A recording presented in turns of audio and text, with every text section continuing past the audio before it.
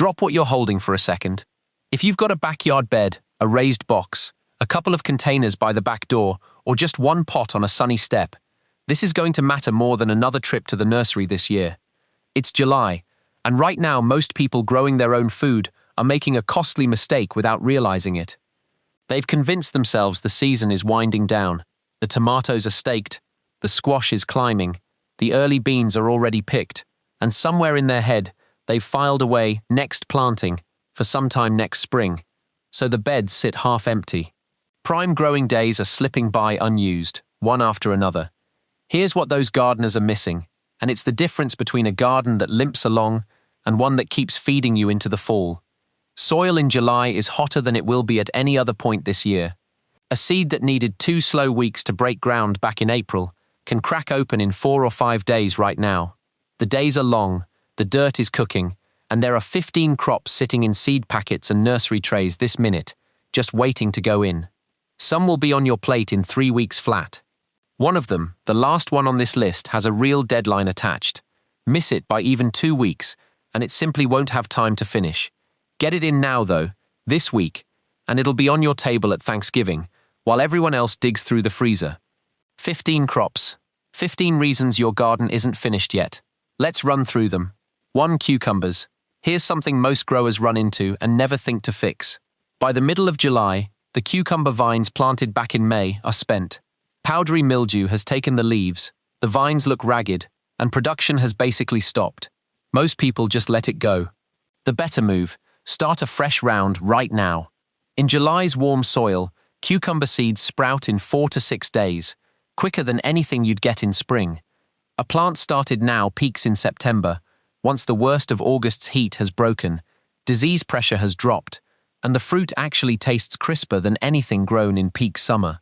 Most varieties run 60 to 70 days from seed to harvest, so plant today and you're slicing cucumbers by mid-September. The single habit that separates thriving cucumber plants from struggling ones: train them up, not along the ground. A trellis, a fence section, even bamboo stakes lashed together. Vines lying on soil sit in still, damp air, and that's exactly where mildew takes hold.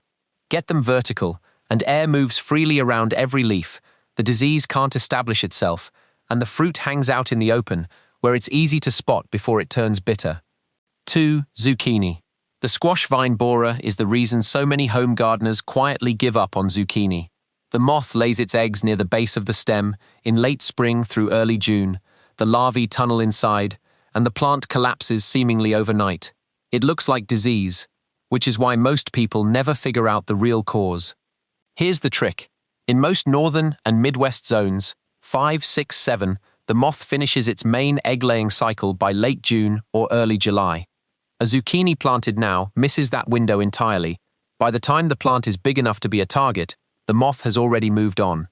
Seeds germinate in 4 to 7 days in hot July soil, and you'll see your first fruit in 40 to 50 days. If you're further south, in zone 8 or warmer, borers can run 2 generations a year, so cover young plants with row fabric for the first 3 weeks for the same protection. Pick fruit at 6 to 8 inches. Every harvest pushes the plant to set more, and every fruit left too long slows the whole plant down.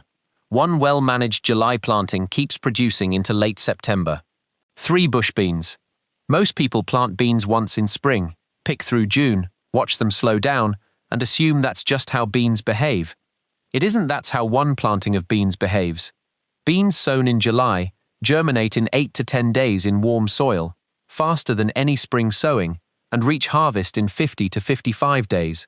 That puts a fresh crop on your table in September, when cooler nights bring out a sweetness and tenderness that summer beans never quite manage. The one thing that makes or breaks July bean germination: keeping the seedbed moist until sprouting. July heat can dry the top inch of soil within hours of watering. A light layer of straw mulch over the row holds that moisture in without smothering the seeds. Check daily, and as soon as seedlings break through, pull the mulch back so they get light. That single step is the difference between a bed that comes up reliably and one that never does. 4. Radishes. Radishes get a reputation for being harsh and bitter, and that reputation comes from 2 avoidable mistakes. The first is bolting heat and long daylight push radishes to send up a flower stalk, and a radish planted in early July matures right through the hottest, longest days of the year, turning pithy and sharp. The fix is simple. Sow in the back half of July. Seeds going in around the 20th mature in August and September as both heat and daylight ease off, giving you sweeter, crisper roots. The second mistake is leaving them in the ground too long. Most varieties are ready in 22 to 28 days, and past that, they go hollow and aggressively hot within days. Check the packet, mark the date, and pull them on schedule. A radish harvested at exactly the right moment is crisp and only gently spicy, nothing like what comes in a grocery bag. 5. Lettuce. Lettuce has a built-in shut-off switch. Once temperatures consistently climb past 80 degrees Fahrenheit, most varieties stop making leaves and start pushing up a flower stalk, flooding the leaves with bitter compounds. That's why most American gardeners write off lettuce for the summer, but there's a fix that doesn't require special seed or equipment. Shade. Lettuce tucked under a tomato cage, beside a taller crop, or against a fence that blocks afternoon sun, runs 10 to 15 degrees cooler at soil level, often enough to keep it making leaves instead of bolting. Look for seed labeled slow bolt or heat tolerant. They're easy to find and bred specifically for this. Plant in shade, choose the right variety, and harvest outer leaves while leaving the center growing. One planting keeps producing for weeks. 6. Carrots. Carrots are probably the most complained about July crop, and nearly every complaint traces back to one cause. The seed sits in the top quarter-inch of soil, which dries out completely within hours in July heat. The seed desiccates before it ever sprouts. People water and see nothing, assume they did something wrong, and replant with the same result. The fix: after sowing, lay a piece of burlap or a board right over the row to hold surface moisture through the heat of the day, checking underneath each morning and pulling the cover the second sprouts appear. That single step turns July carrot germination from a coin flip into something reliable. Stick with Danvers or Nantes types for summer sowing shorter, stockier roots that push through average soil without needing deep, perfectly loosened ground. Plant now and you're pulling sweet, frost-touched carrots in October and November. 7. Kale. Most people think of kale as a spring crop, but the gardeners who plant it in July and let it ride through the first fall frost are eating something completely different by October. Below freezing, kale converts its stored starches into sugar, a survival trick the plant has evolved, and the leaves that follow a frost are noticeably sweeter and more tender than anything it grew all summer. It's why restaurants charge more for fall kale, and why farmers' market stands sell out of it every autumn. Summer heat doesn't slow it down either. It just grows steadily through August and September, waiting for the cold to flip the switch. Latinato and Red Russian are the two varieties most often recommended for that fall flavor payoff. Harvest the outer leaves and leave the center, and one plant can keep producing into November, even December in milder climates. 8. Swiss chard. While spinach bolts and lettuce turns bitter, and most greens give up by August, chard just keeps growing. It shrugs off summer heat better than almost any other leafy green available to home gardeners, tolerates the first light frosts, and bridges the entire gap between summer and fall without missing a beat. Something most people don't realize until they grow it themselves: the leaves and stems are basically two different ingredients. The leaves wilt down fast in a hot pan, just like spinach. In under 2 minutes, the stems need 4 or 5 minutes more on their own. Cut them apart when you harvest. Cook the stems first, then add the leaves at the end. One plant gives you two distinct textures from a single cutting. The rainbow, or celebration mix, with stems running red, yellow, orange and white, is one of the most striking things you can grow in a summer garden. 9. New Zealand spinach. Regular spinach can't handle July. The combination of heat and long days sends it straight to bolting within days of sprouting, which is why most gardeners just go without leafy greens until fall. New Zealand spinach, despite the name, is an entirely different plant. It's milder and slightly earthier, and it cooks the same way sautéed, in soup, folded into eggs, but it does what true spinach can't: grow right through July, August, and September without bolting. It spreads low across the ground, handles drought far better than typical greens, and keeps producing the more you pick it. Soak the seed overnight to speed germination, which otherwise takes 10 to 14 days, and harvest the tender tips regularly. The more you cut, the more it branches out. It's the summer green most American gardeners have never tried, and usually wish they'd found years earlier. 10. Beets. Most people's only experience with beets is canned sweet, a little metallic, soft, one note. That's nothing like a beet pulled fresh from the ground and roasted or eaten raw the same day, which is earthy, rich, and genuinely sweet.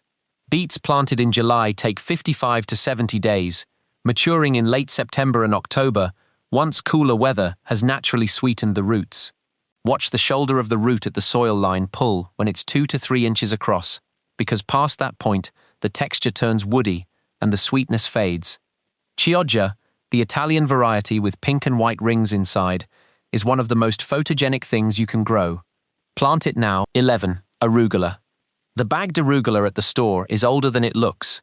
The compounds responsible for its peppery bite start breaking down within a day or two of harvest, so by the time it reaches a shelf, most of that flavor is already gone, leaving something flat and dully bitter. Cut fresh and eaten the same day, arugula has a bright, clean heat with a nutty edge underneath that fades almost immediately after picking. For summer growing, harvest small baby leaves 2 to 3 inches long, are mild and bright, while full-grown leaves turn intensely peppery and can overwhelm a dish. Cut with scissors at 21 to 25 days, leave the roots in place, and new growth comes back within 10 to 12 days. Plant a small patch every couple of weeks, and you'll have a steady, mild supply from late summer into fall. 12. Turnips. Turnips have an image problem in this country, and it comes down to one thing. Most people have only eaten old, overgrown turnips, which turn starchy and sharp. Pulled at golf ball size, around 2 inches across, it's a different vegetable, entirely mild, slightly sweet, crisp enough to eat raw, closer to a radish than what most people picture. And the roots are only half the story.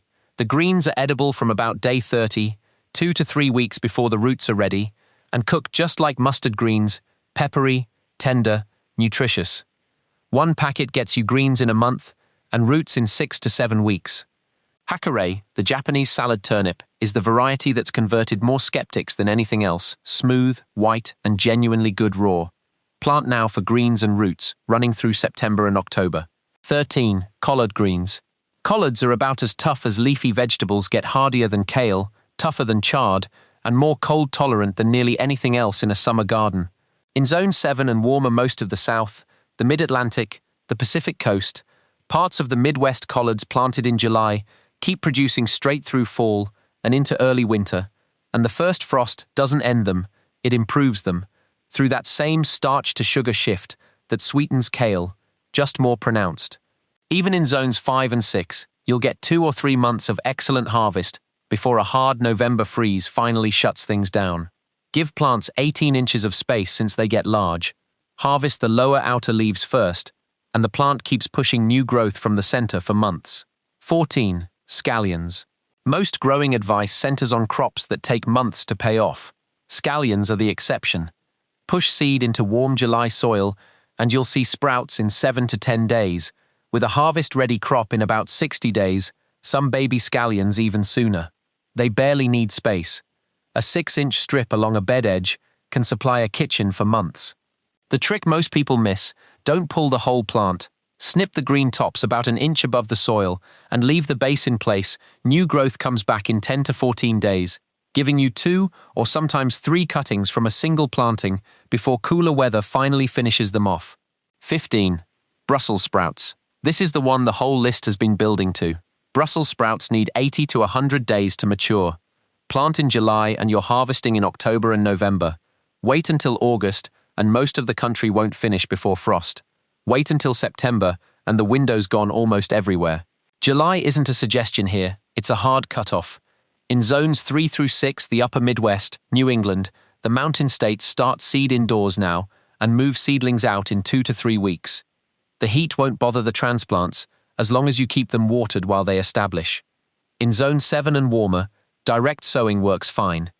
And here's the part that changes how people think about this vegetable. The Brussels sprouts on most plates were cut weeks earlier and shipped cold. A stalk cut from your own garden after the first hard November frost has a sweetness and depth that the store version never gets close to, thanks to that same cold-triggered starch-to-sugar conversion, just far more dramatic here. This Thanksgiving, while everyone else is opening a bag from the freezer aisle, You could be out back cutting a full stalk you planted in July. That's worth getting in the ground this week. 15 crops, 15 reasons your garden doesn't have to quit before November does. The soil's hot, the days are still long, and every seed you plant this week is a harvest you'd have missed completely if you'd stopped back in June like most people do. Pick one, start there. Which one are you trying? Drop it in the comments with your zone somebody gardening in your exact conditions is probably reading right now. Subscribe for what's coming next.